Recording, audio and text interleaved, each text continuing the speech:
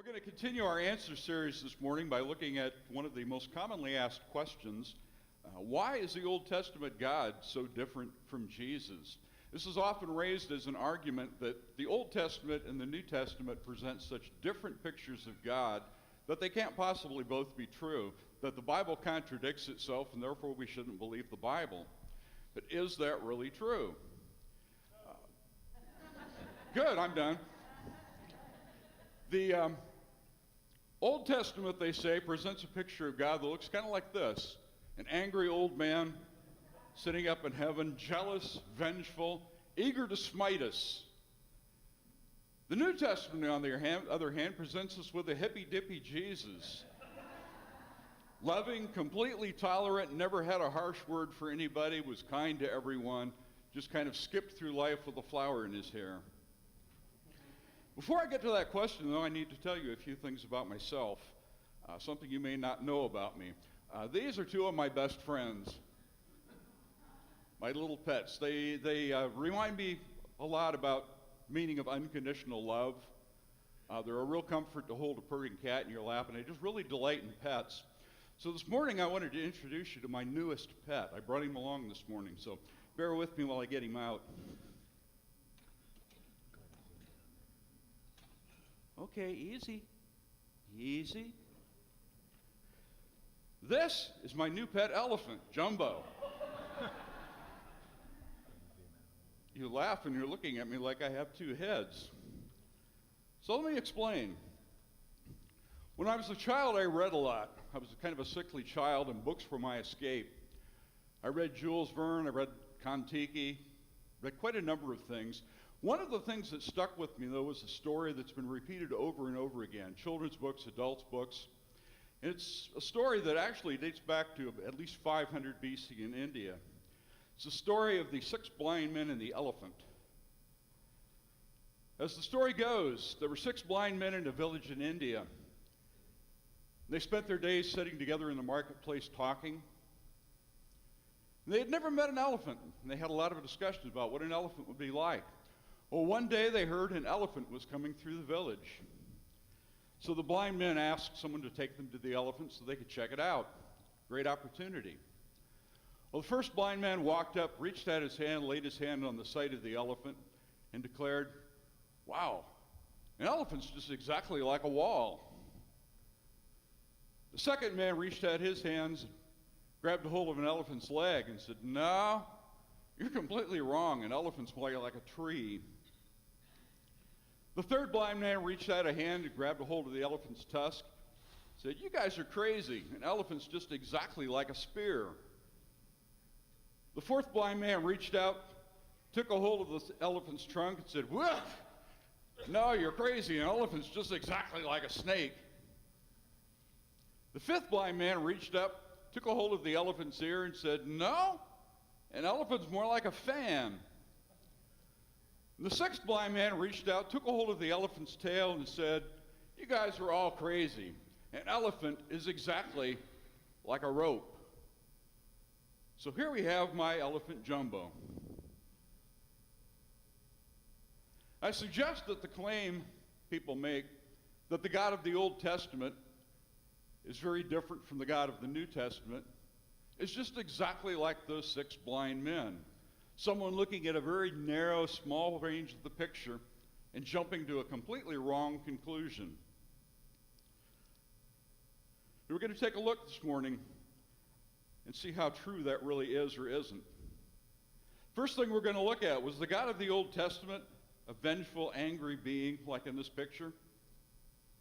Does he really sit up there in judgment ready to smite?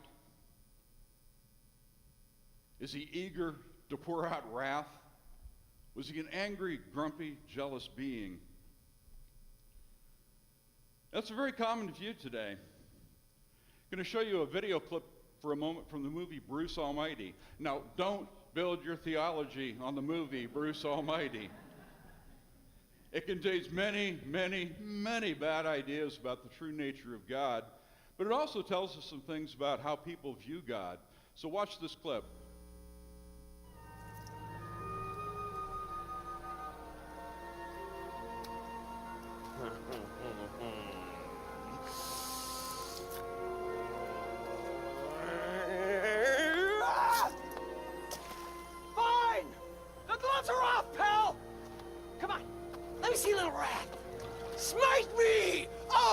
mighty smiter!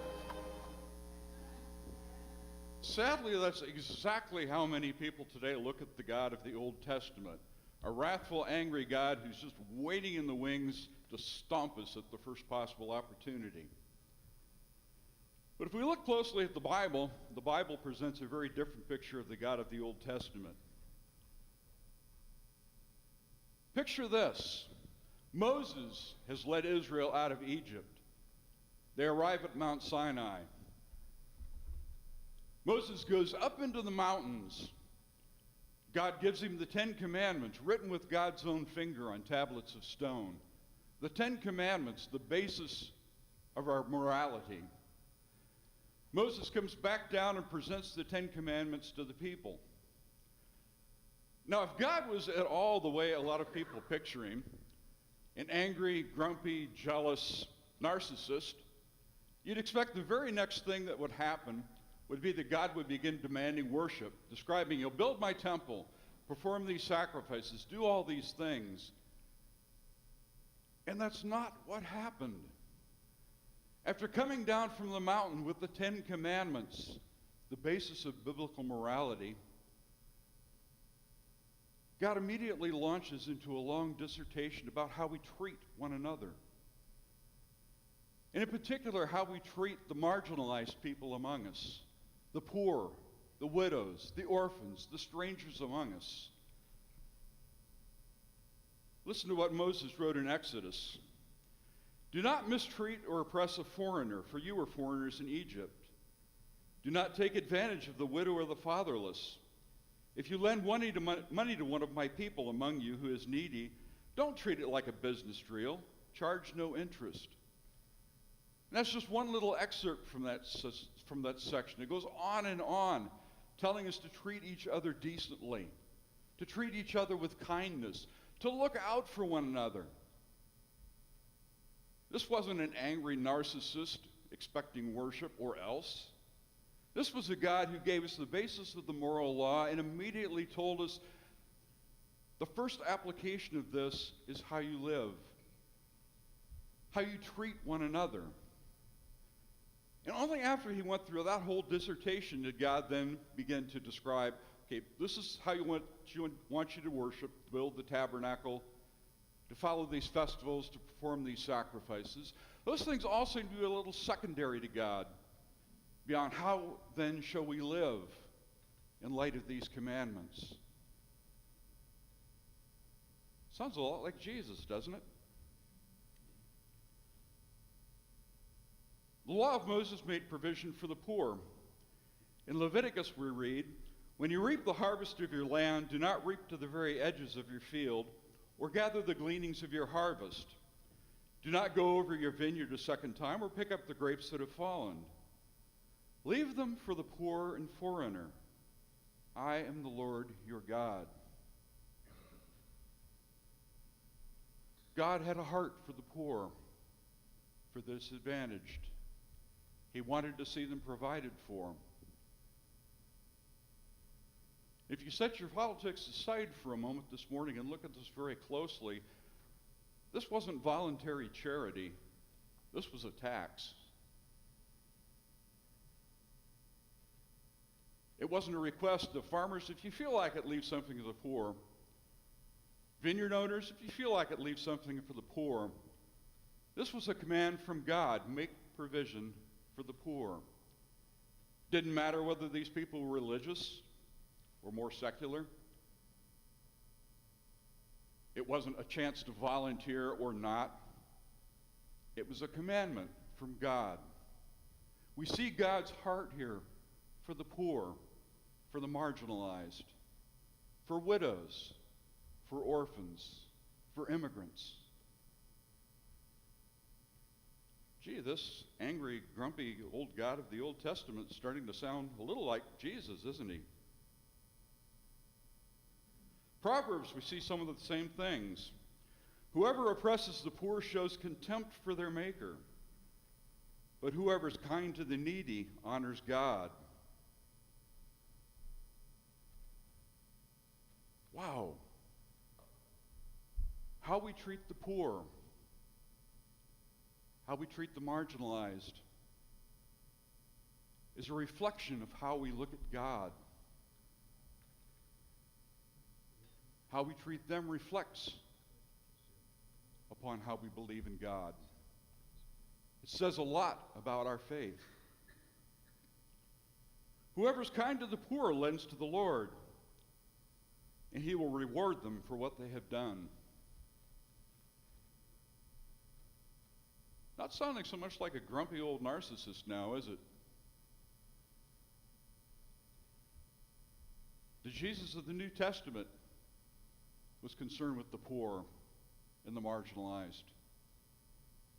We see him over and over again sitting down with them, ministering to them. He kind of ignored the religious elite, of these self-satisfied people who thought they had it all together.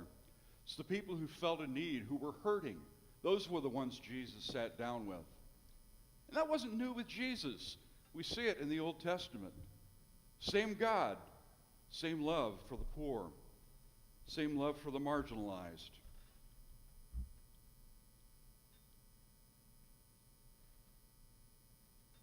See, when we look at the Old Testament, it wasn't so much how we worshiped that matters. It was how we lived, how we treated one another. And we do it to honor God. There's a lot more in the Old Testament about God's compassion and the care for the poor. I'm just giving you a few verses here today. But if you look at it over and over, you find these same things. So maybe the Old Testament picture is not just a vengeful, angry God.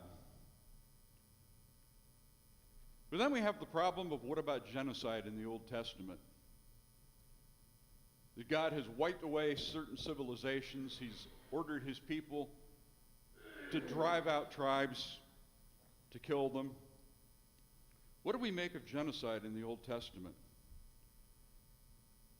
Well, if you look at it by itself, it looks pretty ugly. But here's the reality. The Old Testament, if it's nothing else, is a record of spiritual warfare. When Adam and Eve fell, we see right away God beginning a plan to redeem them, to pull them out of the mess they created for themselves. And the Old Testament is a record of God moving his work forward. If we look at it in terms of spiritual warfare, it makes sense.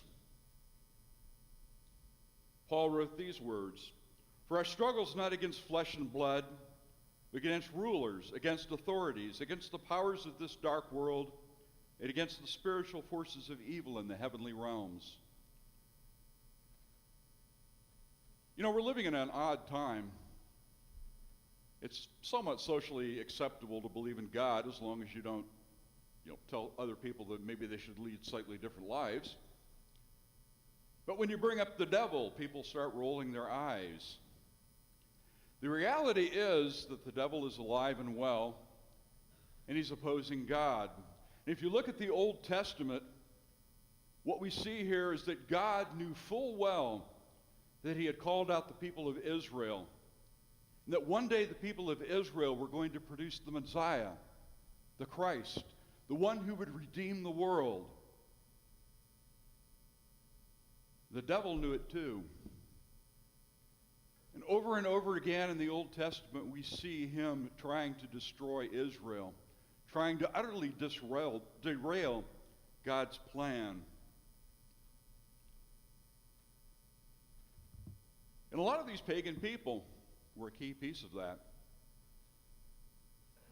It's tempting when you look at some of the things that happened in the Old Testament to imagine, well, these pagans were just happy pagans living their own lives, minding their own business. And along came Israel and stomped all over them.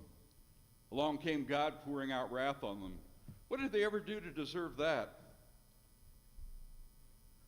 Well, listen to what Jeremiah wrote. "The people of Judah have done evil in my eyes, declares the Lord. They've set up their detestable idols in the house that bears my name and have defiled it. They built high places of Topheth in the valley of Ben Hinnom to burn their sons and daughters in the fire. Something I did not command, nor did it enter my mind.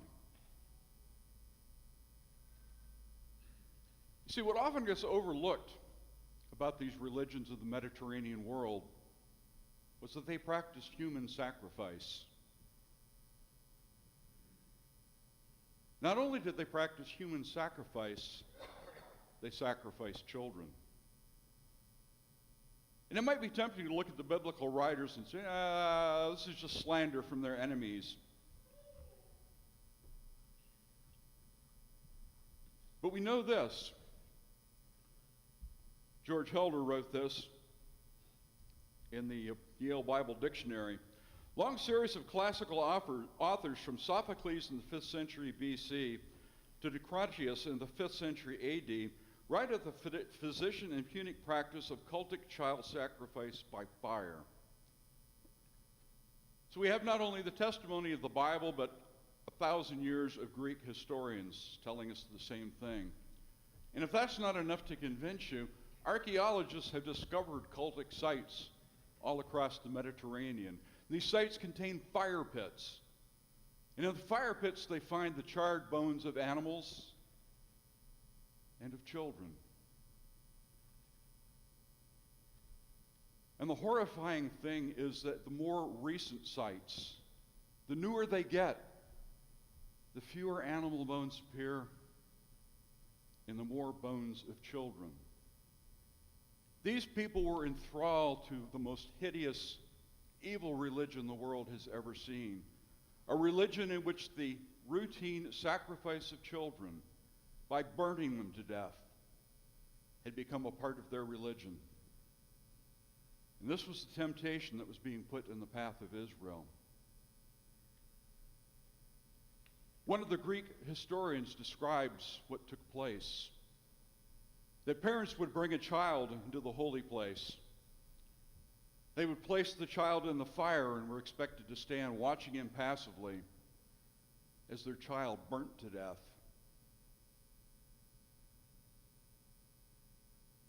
These folks were not happy pagans going about their own business, skipping cheerfully through life. They were people performing some of the most hideous religious rites imaginable.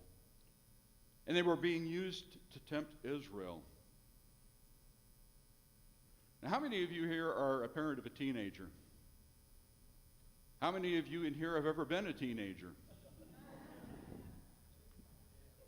Do you remember the concept of bad influence? The sad thing about a bad influence coming into a child's life, ours either for that matter, is that almost all of the time the bad influence is going to pull the other person down. Very rarely is the good influence going to pull the person up.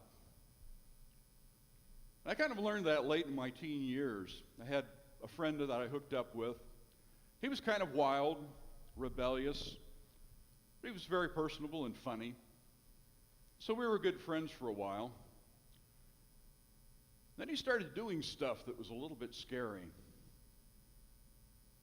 He was 17. I was 19. I knew that if he did something stupid enough, he'd get a slap on the hand. And if I got caught up in it, I could go to jail. And he finally did something that went so far beyond the pale that I had to terminate the friendship. So I recognized that for all of my efforts to be a good influence on him, he was pulling me down. I wasn't lifting him up. God was perfectly aware of that.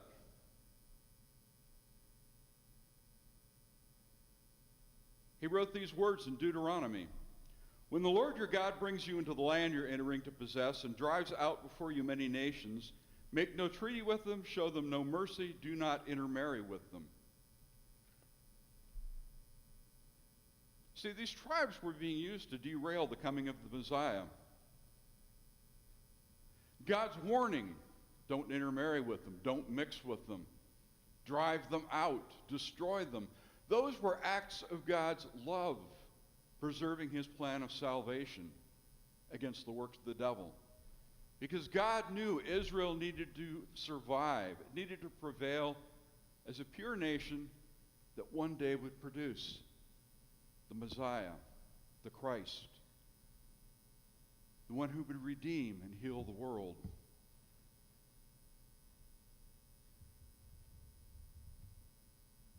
If God's a jealous God, not a human green-eyed monster, then it's because he knew what the consequences would be. You see, when we follow God, we put our faith in him, we're safe. But Israel was being tempted to wander off, turn their backs on the true God, worship idols, to take a path that was going to lead them into darkness. So while on the surface of it, it's upsetting, this was God's work, preserving his plan of salvation. And the devil lost again and again. If you look at the history of Israel, we see over and over again that Israel didn't completely possess the land. They did intermarry with foreign wives. Idol worship would enter into Israel. God would slap their hands. They would repent and turn back to God. We saw this cycle over and over again until Israel finally learned its lesson. And after the Babylonian captivity, they never, ever worshiped an idol again. It was the loving work of God preserving his plan. We can see the same concern for limiting bad influences in our lives in the New Testament. Read this, for example. Do not be yoked together with unbelievers.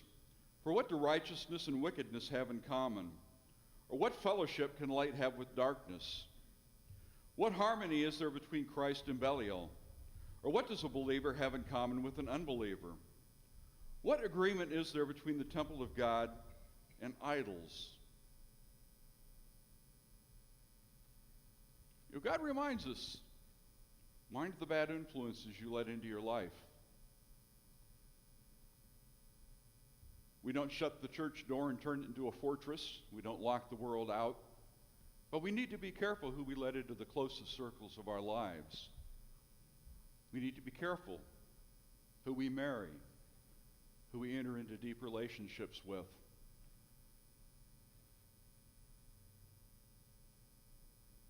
So we find that the God of the Old Testament was, rather than a vengeful, angry narcissist, he was a God lovingly protecting his plan to redeem his children. So then, what about the God of the New Testament? Was Jesus a hippy-dippy Messiah? Did he go skipping through life? Did Jesus think he was different from the God of the Old Testament? Well, listen to what Jesus said in John's Gospel. Jesus answered, I am the way, the truth, and the life. No one comes to the Father except through me. If you really know me, you'll know my Father as well. From now on, you do know him and have seen him. Jesus was saying, look at me, and you've seen the Father. We need to view the Old Testament through the lens of Jesus.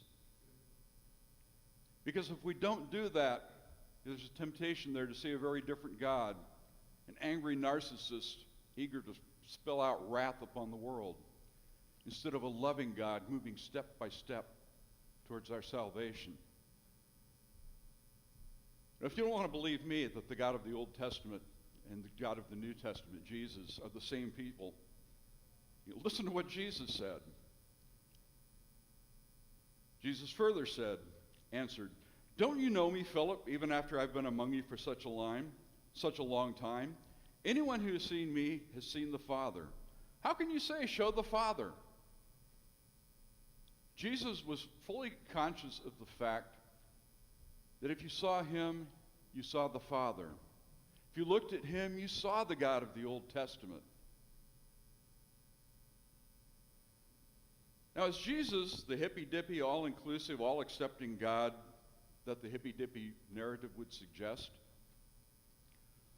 Well, yes, Jesus was tolerant. Jesus accepted people who humbly came to him. Jesus loved everyone. But the New Testament presents us with another side of Jesus as well. Listen to what he said in Matthew. When the Son of Man comes in his glory, and all the angels with him, he will sit on his glorious throne.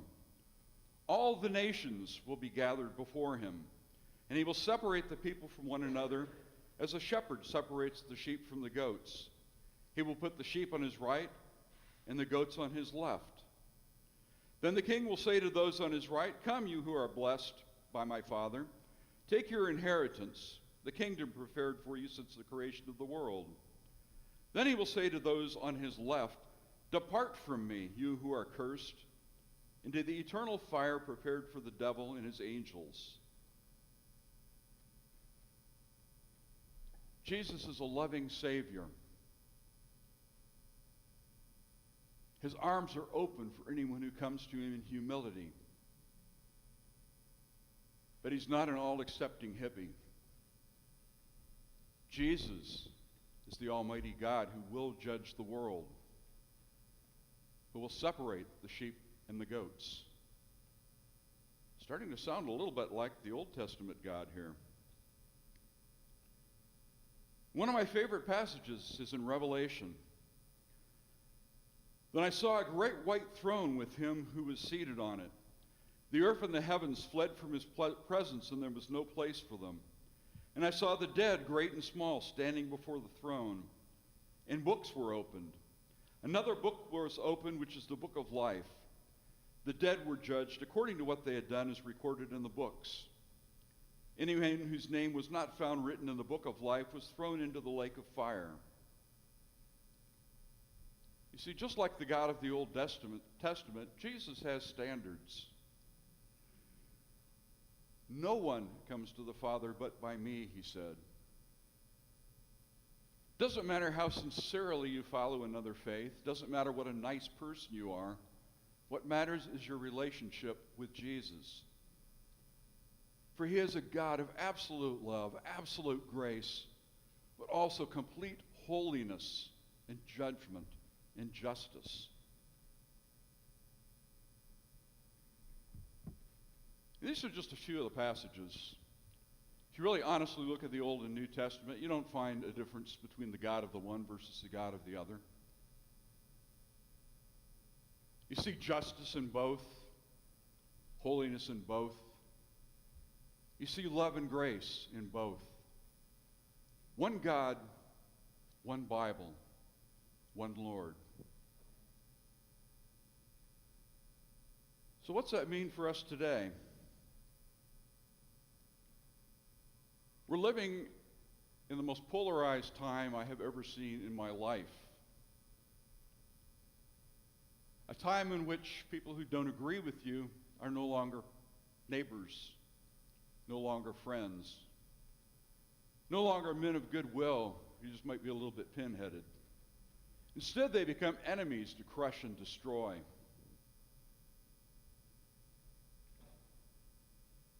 Co-director Brent McConkie, who handled the music of the film Jesus Revolution, wrote this: "Across the political spectrum, we're being taught and ingrained in a pattern of hatred and ostracism of the other.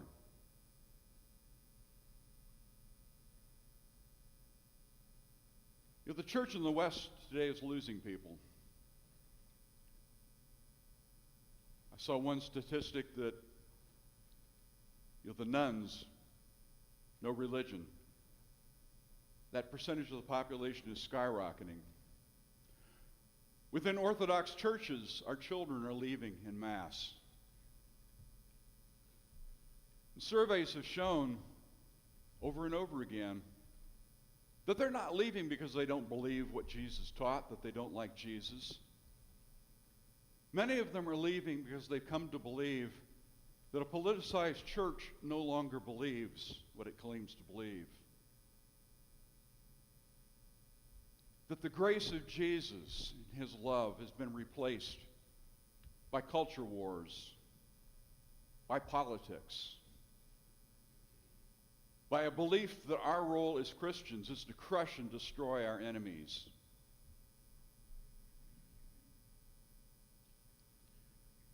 I'm going to get in real trouble here, but that's okay. So this isn't political. This is spiritual. In too much of the church, we bought into the lie that our purpose is to take control of the law and mold the law in such a way that our religious rights, our religious freedom trumps the freedom of our neighbors. And all too often this takes place in a setting where we want to feel pious and righteous and holy by not lowering ourselves to have anything to do with those people.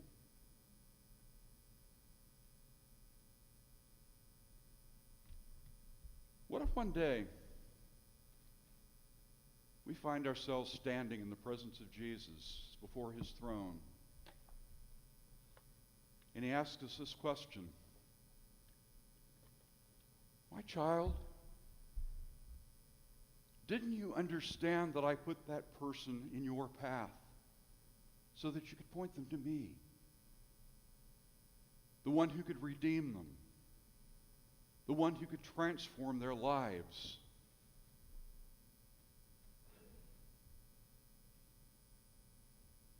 And if we slapped that person away so that we could feel holy and righteous, how are we going to answer that question?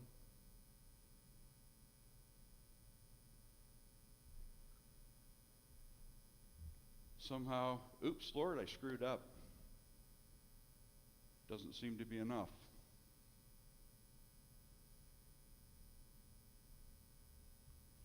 If you're sitting there gritting your teeth and mad that I said that, there's a possibility that you may be sitting there with an elephant's tail gripped firmly in your hand. Listen to what I say as you watch this video. If we have the courage to open our hands, let go of the tail of the elephant, we'll look and we'll see that an elephant, after all, is nothing like a rope. An elephant is more majestic, more beautiful, more powerful than we can ever imagine with a rope gripped firmly in our hands. And if we let go of the rope we have in our hands and look towards Jesus, towards our God, we'll see him not as a grumpy old man, not as a hippy-dippy Jesus. We'll see him in his perfect holiness, in his perfect justice, in his complete grace, in his unending love. Seeing him as he really is, seeing the big picture, is going to change us. When we encounter him in that way, we're going to be forced to live radically different lives. Radically different lives.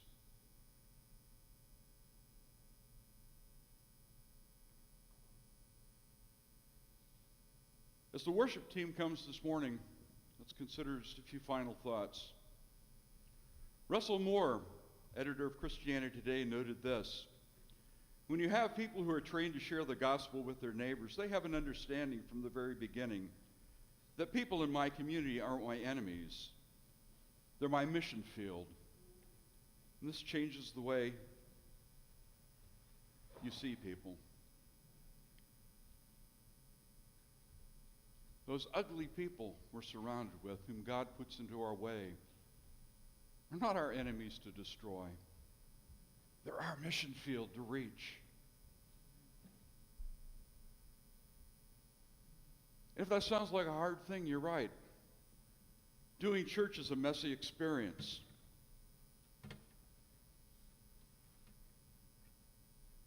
Jesus said to some of his first disciples, "Follow me and I will make you fishers of men."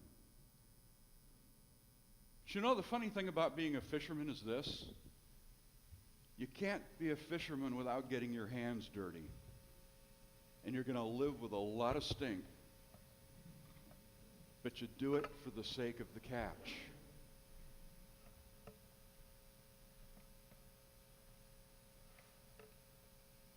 You do it for the sake of the catch. And as we look at other people whom we're inclined to think of as an enemy, to slap aside. Look at them through the eyes of Jesus. That, yeah, some of them are dirty, some of them are stinky. Some of them we think live in a sewer. But if we let them go their way, they're on a path that leads away from the throne of God. A path that leads into everlasting darkness. Into everlasting darkness. Everlasting darkness. Our job as Jesus' people is to present him to a broken and bleeding world. Not as a wrathful God out to get them, but as a God who could lift them up and transform